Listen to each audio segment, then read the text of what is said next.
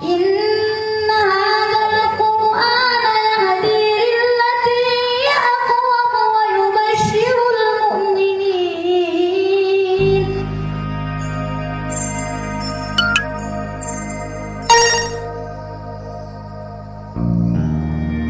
Kalau sahabat suka dengan video ini, jangan lupa like, subscribe, tekan loncengnya, dan bantu saya beri komentar, agar secara otomatis sahabat akan mendapatkan kiriman setiap video terbaru dari kami. Terima kasih. Bismillahirrahmanirrahim. Assalamualaikum warahmatullahi wabarakatuh. Segala puji bagi Allah, bersyukur kepadanya. Alhamdulillah kita bisa berjumpa lagi di channel ini. Salawat dan salam semoga tetap tercurahkan kepada baginda Nabi besar Muhammad sallallahu alaihi wasallam. Allahumma salli ala sayyidina Muhammad wa ala ali sayyidina Muhammad.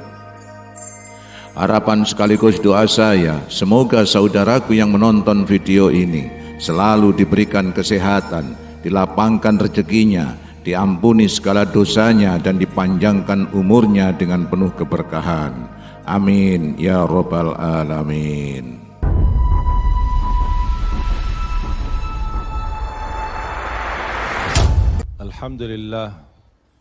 Alhamdulillahi rabbil alamin.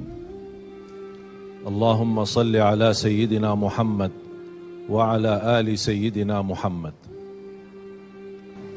Kita dalam segala urusan dunia mengambil keputusan, kita harus bermusyawarah. Tapi kalau dalam hal ibadah tidak semestinya bermusyawarah. Artinya kalau kita mau laksanakan kewajiban kita, masa kita bermusyawarah dulu?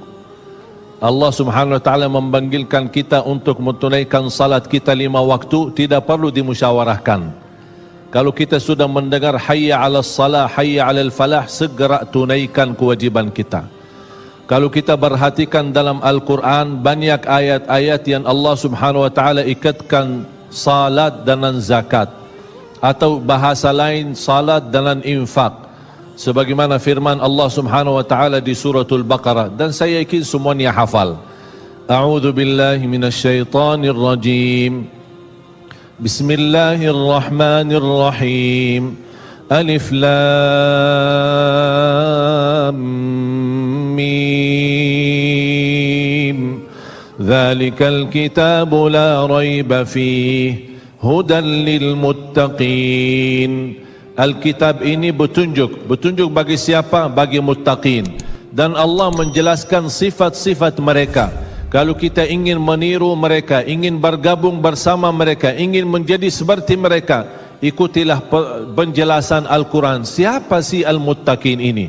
Allah subhanahu wa ta'ala sebutkan, alladzina yu'minuna bil ghaibi wa yuqimuna as-salata wa mimma razaqnahum yunfiqun. Mereka adalah yang beriman tentang ghaib. Apa yang ghaib? Allah, malaikat, jannah, surga, neraka, segala sesuatu yang ghaib mereka percaya, walaupun mereka tidak melihat dengan mata sendiri. Dan sifat mereka alladzina yuqimuna as-salah. Beda artinya yuqimuna as-salah sama yusallun. Ada orang hanya kerjakan salat, tapi ada orang mendirikan salat. Ada 2 orang salat di saf pertama, sama-sama ruku', sama-sama sujud, sama-sama membaca Al-Quran, tetapi satu diterima oleh Allah, satu tidak diterima oleh Allah. Apa persoalannya?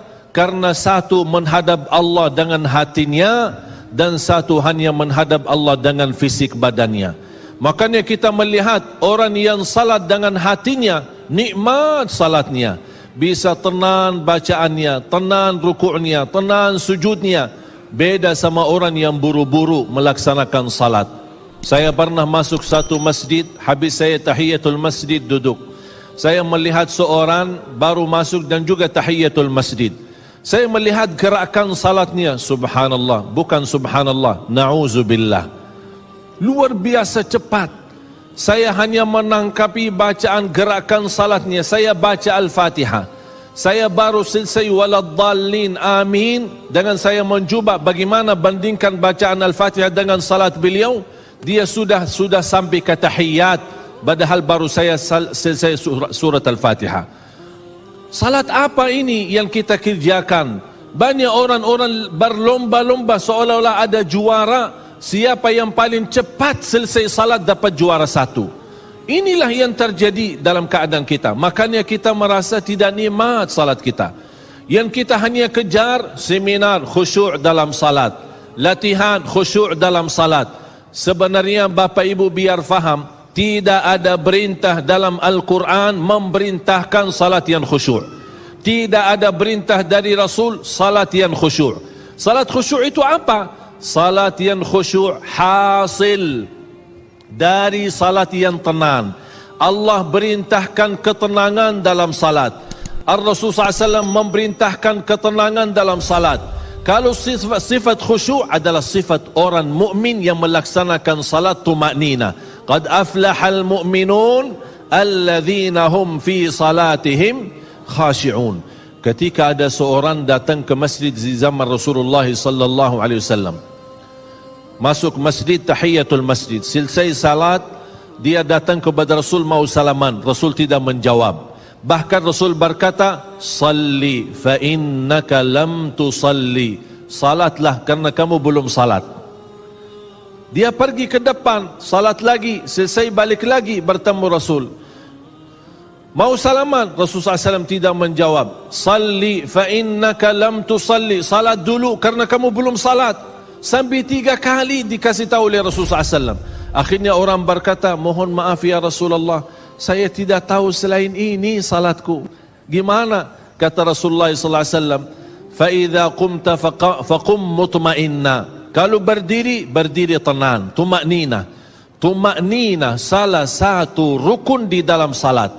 Tidak sah salat seorang tanpa Al-Fatihah, betul? Sama tidak sah salat seorang tanpa tumaknina.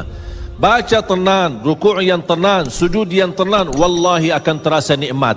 Dari hasil ketenangan dan upaya dan ikhtiar kita akan muncullah rasa khusyuk. Karena khusyuk bukan sesuatu yang datang dari luar, tapi khusyuk sudah ada di dalam hati.